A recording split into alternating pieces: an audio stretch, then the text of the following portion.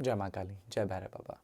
तो आज ये जो श्रृंखला होने वाली है, जो आज ये सीरीज़ होने वाली है 10वां विद्या की, बहुत ज़्यादा सुंदर, बहुत ज़्यादा डिटेल में हम करने वाले हैं इसको। हम एक एक करके 10 महाविद्याओं की श्रृंखला ये जो शुरू कर रहे हैं, इनमें हम ये बताएंगे कि कैसे आप उस शक्ति की उपासना कर सकते हैं, कैसे आप उस शक्ति की साधना कर सकते हैं, कैसे उस शक्ति की आप कृपा पा सकते हैं। क्योंकि हमारा यहाँ पे एक ही उद्देश्य है कि आप उस शक्ति को जानें, आप समझें कि 10 महाविद्याएँ क्या हैं। सबसे पहले तो 10 महाविद्या उन साधकों के लिए नहीं हैं जिन्होंने अपनी यात्रा अभी अभी शुरू की है। हाँ, आप ज्ञान लीजिए, ज्ञान स्वरूप उस शक्ति को जानिए, पर उसकी साधना, उसकी उपासना, उन 10 महाविद्याओं की उपासना अभी ना करें। शुरुआत काली से करें, शुरुआत भैरव बाबा से करें और इस यात्रा में आगे बढ़ें।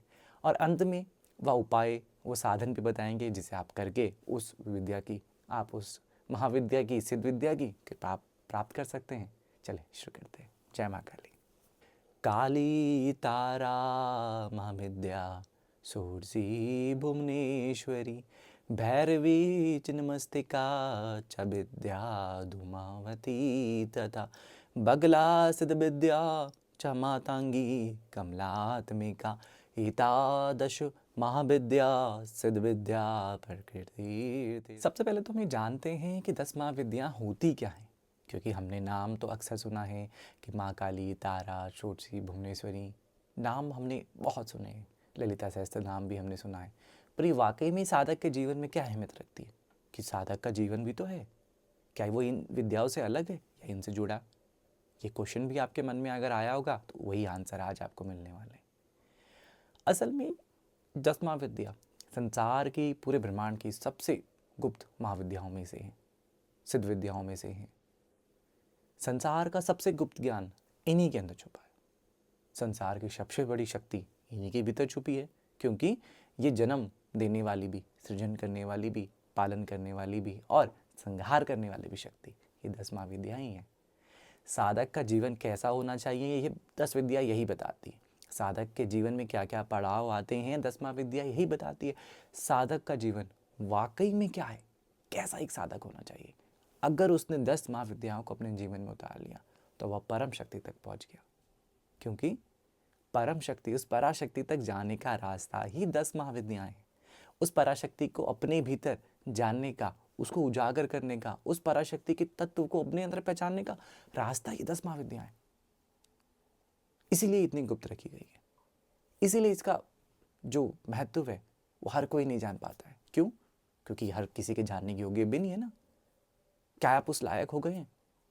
क्या आपके अंदर वो क्षमता, वो सहनशीलता, वो धैर्य आपके भीतर है? क्या आप इनको समझ सकते हैं? तो अगर समझ सकते हैं तो बहुत ध्यान से सुनिएगा कि ये शक्तियाँ काली और तारा, षोडशी, भुवनेश्वरी कैसे साधक के जीवन से जुड़ी हैं।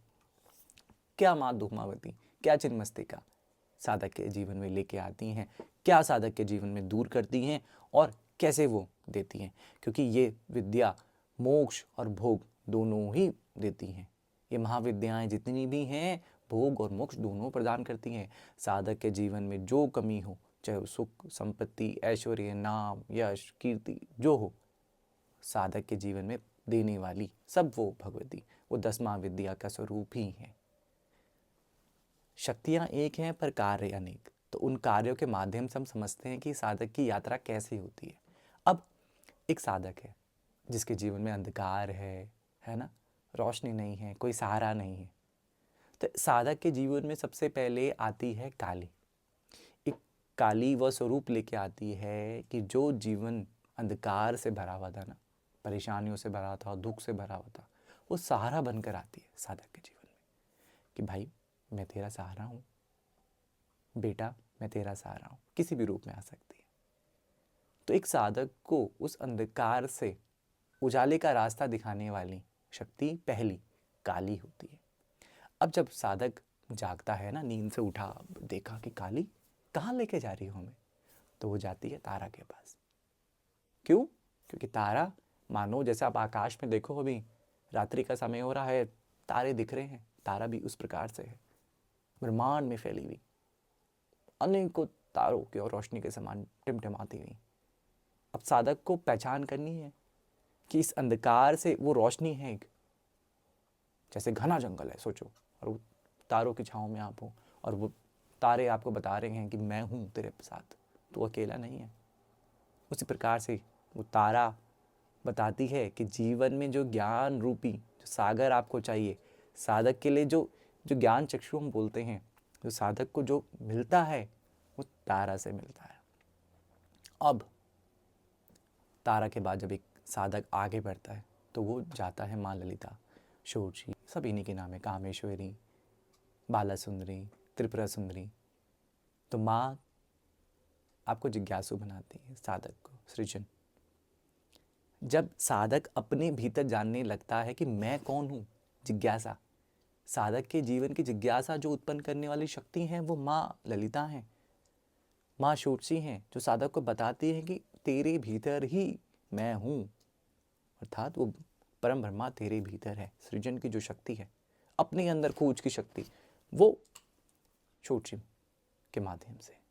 फिर आती हैं माँ भुवनेश्वरी, पालन जगत। अब जब साधक जानने लगा है तो साधक को भूख भी तो लगेगी, और साधक की भूख उसको पालने का जो कार्य करती है वो माँ भुवनेश्वरी। फिर जब साधक अपनी यात्रा में और आगे बढ़ता है, फिर साधक के जीवन में आती है माँ भैरवी।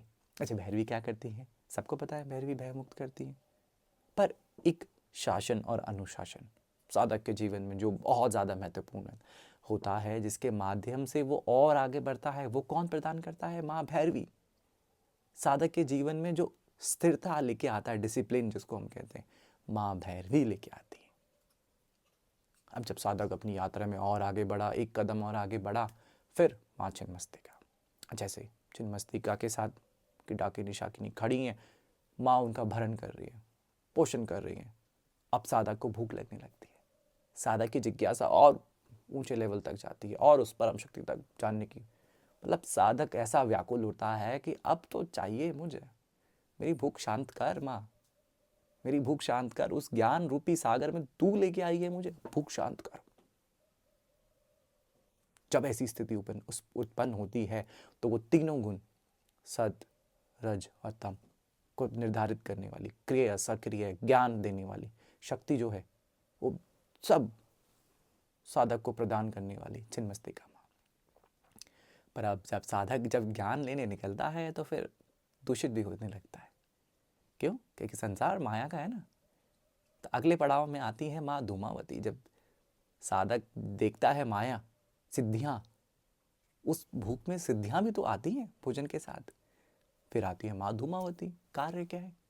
सबसे प्रचंड एकदम, जिसको कोई शक्ति ही नहीं चाहिए, और शक्तियों के साथ एक भैरव जुड़े हैं। पर माँ धूमावती वो ऐसी इकलौती शक्ति है जो बताती हैं एक स्थिति में जब आपके पास वो भैरव ना हो, मतलब जब आप वो अकेले जीवन में खड़े हों, तो कैसे उस दूषित वातावरण से आपने हटना है।